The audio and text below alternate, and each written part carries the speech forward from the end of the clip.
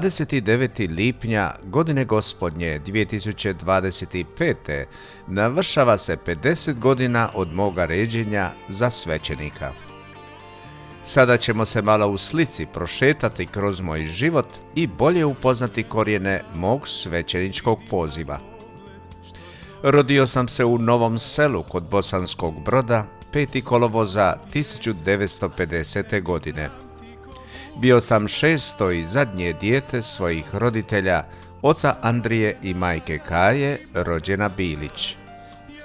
Najstarija kćerka Emica imala je 20 godina kada sam se ja rodio. Ona se je 2 godine ranije udala za Ivu Blaževića, mladića iz istog sela, i već 1949. godine rodila sina Antu. Tako sam ja postao ujko prije svoga rođenja. Poslije sestre Emice zaredala su se ostala braća. Najstariji Jozo, zatim Jakov, Ivica i Ilija.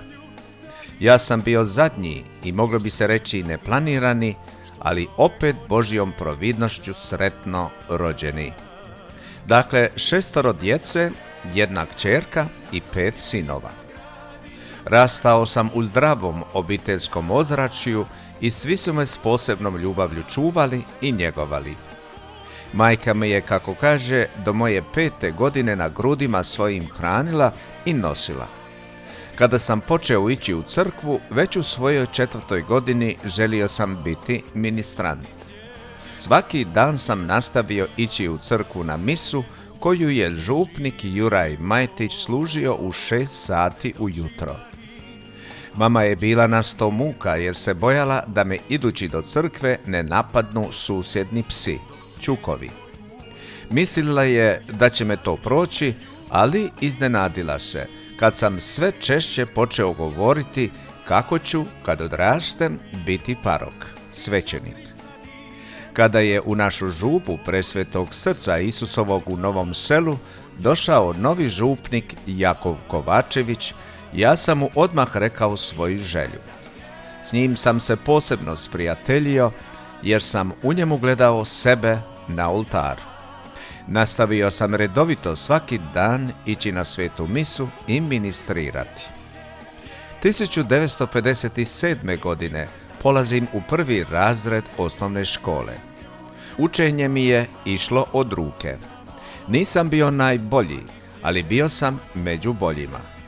Svi su me u školi poznavali kao paroka, a neki su mi se zbog toga znali i narugati, ali mene to nije smetalo. Po završenoj osnovnoj školi uputio sam sarajevskom nadbiskupu Marku Alaupoviću molbu da me primi u sjemenište jer želim biti svećenik. Župnik Jakov Kovačević je napismeno dao za me vrlo snažnu i pozitivnu preporuku. Odgovor iz nadbiskupije nije trebalo dugo čekati. Bio sam primljen i započeo sam sjemenište u novoj klasičnoj gimnaziji u Subotici početkom kolovoza 1965. godine. Bio je to najsretniji dan u mome životu, jer u iščekivanju odgovora znao sam se pitati što ako me ne prime, ja ne znam kako ću dalje. Nastavio sam svoje daljnje školovanje u klasičnoj gimnaziji u Subotici. Bio je to novi izazov za mene i prvi susret sa kolegama koji isto misle kao i ja i isto žele biti kao i ja, jednoga dana Kristov svećenik. Maturirao sam u Subotici 1969. godine sa izvrsnim uspjehom, tako da sam prema pravilima gimnazije bio oslobođen maturalnog usmenog ispita.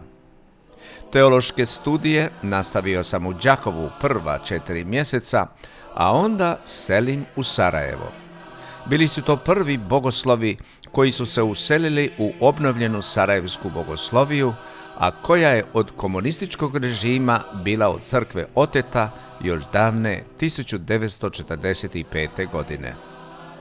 Po završetku prvog dijela studija odlazim u vojsku 15 mjeseci, da bi poslije toga nastavio daljnji teološki studij.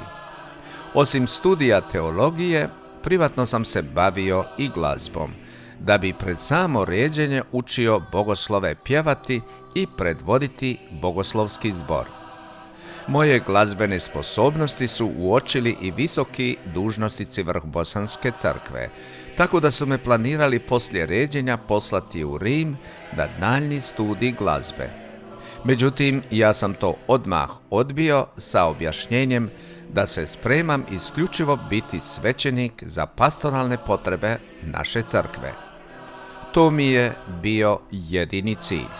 Zaređen sam u katedrali Srca Isusovog u Sarajevu na Petrovo 29. lipnja 1975. godine po rukama nadbiskupa Smiljana Čekade.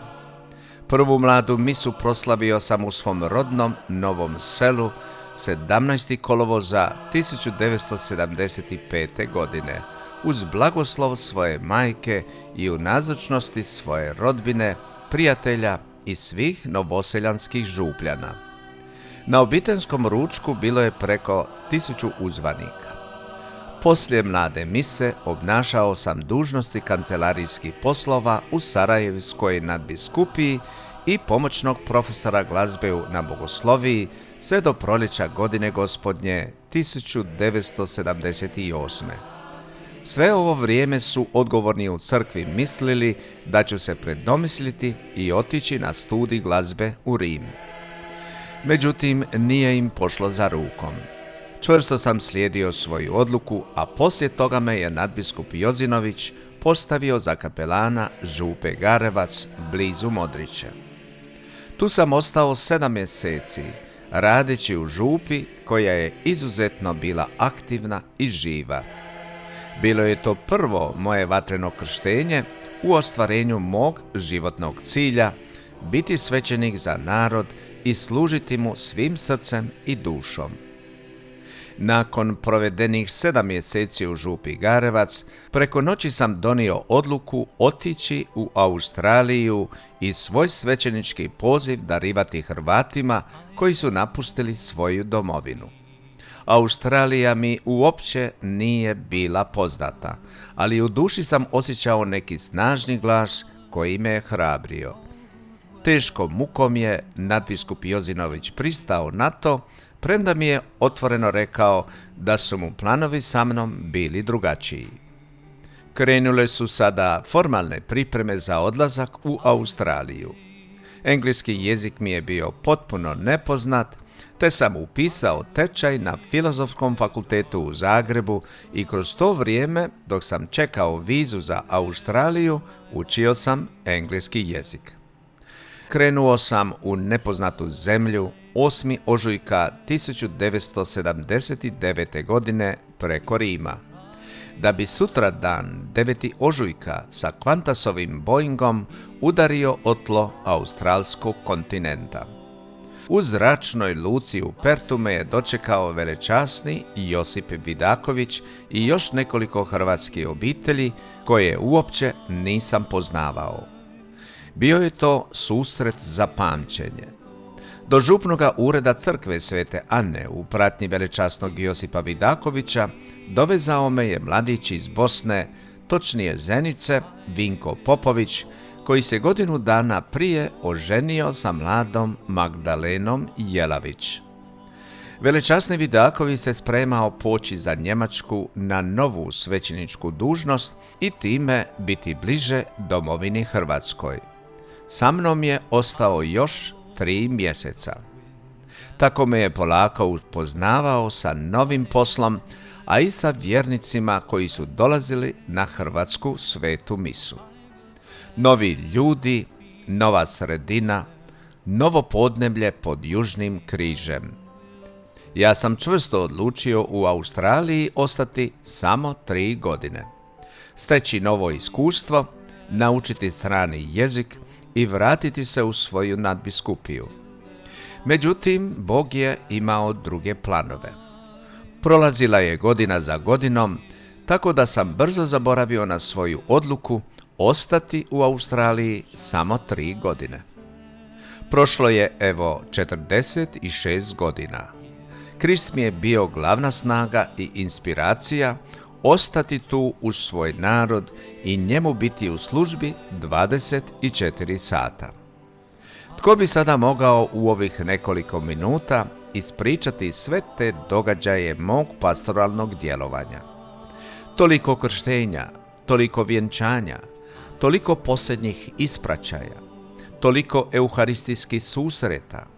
Tu je i Hrvatska etnička škola. U zadnjih 20 godina tu je i tjedni trosatni radio program na Radio Fremantlu. Ova obljetnica pruža mi priliku pogledati unazad i vidjeti što je sve Krist za me pripravio i po meni odradio. Neizmjerno sam Bogu zahvalan za sve milosti kojima me je na putu pratio. Zahvaljujem svim Hrvatima i Hrvaticama i svim vjernicima koji su bili uz mene i zajedno sa mnom slijedili Krista na putu spasenja. Neka nam On svima bude sretna luka konačnog smiraja.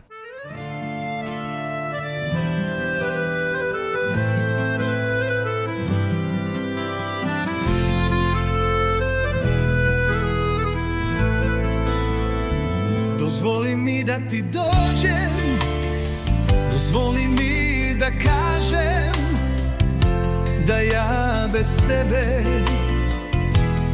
ne mogu dalje. Još samo jedan dan trebam ja, Gospodine moj, da te nađem, da ti kažem Isuse, ja uzdam se u te. Od kada sam te upoznao ja, moje srce pripada tebi. Zagrli me i ne ostavljaj više, svoj život tebi predajem Isuse. Još samo jedan dan trebam ja, Gospodine moj, da te nađem, da ti kažem Isuse, ja uzdam se u te. Od kada sam te upoznao ja, moje srce pripada tebi. Zagrli me i ne ostavljaj više, svoj život tebi predajem Isuse. Još samo jedan dan trebam ja, Gospodine moj,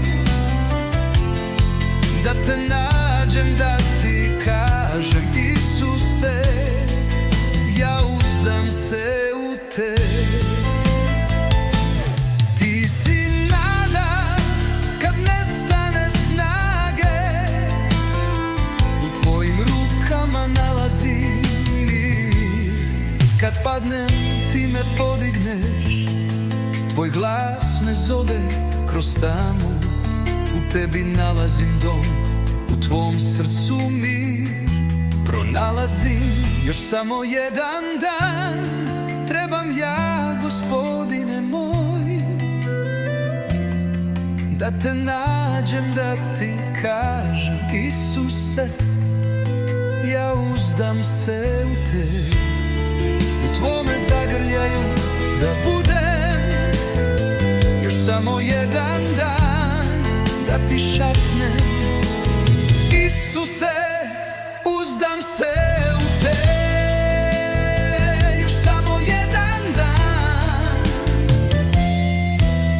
i zauvijek ću biti tvoj.